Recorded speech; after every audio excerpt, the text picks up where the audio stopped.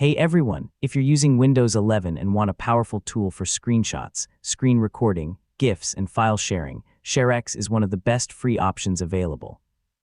It offers far more features than the built-in snipping tool, while remaining completely free and open source. In this full guide, I'll show you how to use ShareX on Windows 11 from the basics to the most useful features. So let's get started. First, open ShareX from the Start menu or your desktop shortcut. After launching, you'll see the main dashboard where you can access capture tools, screen recording, upload options, hotkeys, and application settings. ShareX also runs from the system tray for quick access whenever you need it.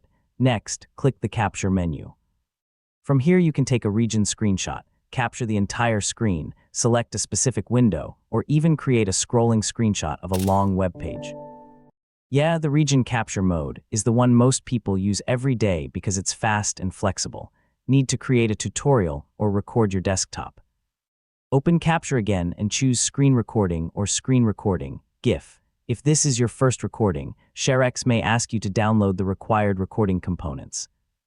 I mean, that only needs to happen once before you can start recording.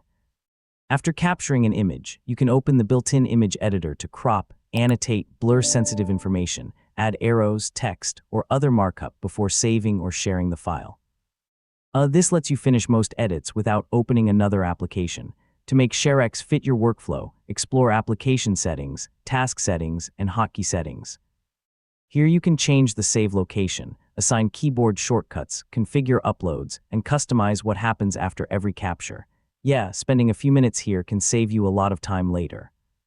If the print screen key opens Windows snipping tool instead of ShareX, you can disable that shortcut in Windows Accessibility keyboard settings and then assign the key back to ShareX.